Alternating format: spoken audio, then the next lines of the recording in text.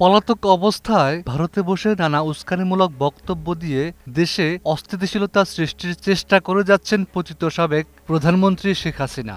আন্তর্জাতিক অপরাধ ট্রাইব্যুনাল সম্প্রতি প্রকাশিত রায় উল্লেখ করেছে, ভুক্তভোগী সাক্ষী ও সংশ্লিষ্ট কর্মকর্তাদের হুমকি দিয়ে বিচার প্রক্রিয়াকে বাধাগ্রস্ত করছেন তিনি।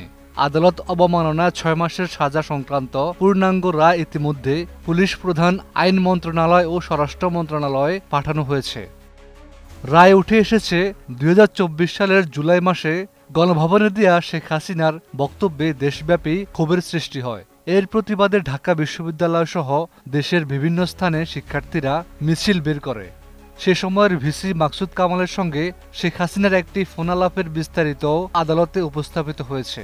কথোপকথনে আন্দোলন দমনে গুলি চালানো, বিজিবি, র্যাব, পুলিশ মোতায়েন এবং বিরোধীদের রাজাকার আখ্যা দিয়ে কঠোর ব্যবস্থা নেয়ার নির্দেশ দেন হাসিনা।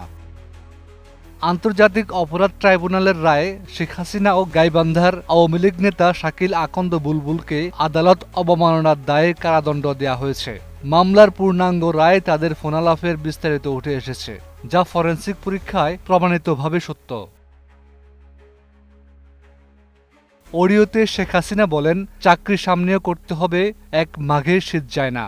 রায়ে উল্লেখ করা হয়েছে, এই বক্তব্য মামলার সংশ্লিষ্ট কর্মকর্তা ও আইনশৃঙ্খলা বাহিনীকে ভয়াবহ পরিণতির হুমকি দেয়। ঢাকা বিশ্ববিদ্যালয়ের তৎকালীন ভিসি মাকসুদ কামালের সঙ্গে কথোপকথনে হাসিনা আন্দোলন দমনে বিজিবি, র্যাব, পুলিশ মোতায়েন ও বিরোধীদের রাজাকার আখ্যা দিয়ে কঠোর ব্যবস্থা নেয়ার নির্দেশ দেন। তিনি বলেন, রাজাকারদের তো ফাঁসি দিয়েছি, এবার তোদেরও তাই করব, একটাও ছাড়ব না। মাকসুদ কামাল জানান, পরিস্থিতি স্বাভাবিক হলে অস্থিরতা সৃষ্টিকারীদের বিশ্ববিদ্যালয় থেকে বহিষ্কার করা হবে। জবাবে হাসিনা নির্দেশ দেন গ্রেফতার ও কঠোর অ্যাকশন নিতে। এমনকি ইংল্যান্ডের ছাত্র রাজনীতির উদাহরণ টেনে প্রাণঘাতী ব্যবস্থা নিতেও ইঙ্গিত দেন। আরেকটি ঘটনায় দলের নেতা বুলবুলের সঙ্গে আলাপে ২২৭ জনকে হত্যার পরিকল্পনা এবং তালিকা তৈরির নির্দেশ দেন তিনি। কথোপকথনে বিরোধীদের বাড়িঘর পুড়িয়ে দেওয়ার উস্কানিও দেন। ফরেনসিক পরীক্ষায় এসব অডিওর সত্যতা যাচাইয়ের পাশাপাশি প্রসিকিউটর তানভীর হাসান জোহার তদন্তেও একই তথ্য উঠে আসে। রায়ে উল্লেখ আছে, গত বছরের ১৮ জুলাই এক ফোন কলে শেখ হাসিনা তার নিরাপত্তা বাহিনীকে প্রাণঘাতী অস্ত্র ব্যবহার ও বিক্ষোভ দমনে হেলিকপ্টার থেকে গুলি করার নির্দেশ দেন।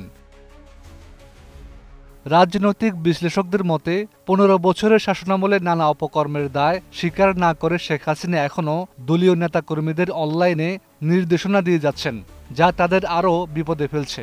তৃণমূল নেতারা বলছেন, পলাতক অবস্থায় হাসিনার উস্কানিমূলক বক্তব্য জনমনে গভীর ক্ষোভ সৃষ্টি করেছে, যার বহিঃপ্রকাশ ধানমন্ডি ৩২ ভাঙ্গার মতো ঘটনায় ঘটেছে।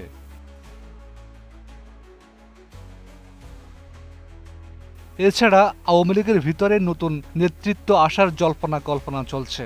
বিদেশি প্রভাবশালীরাও বিকল্প নেতৃত্বে দল পুনর্গঠনের চেষ্টা করছে বলে রাজনৈতিক মহলে আলোচনা রয়েছে। Desk report, ২১ television.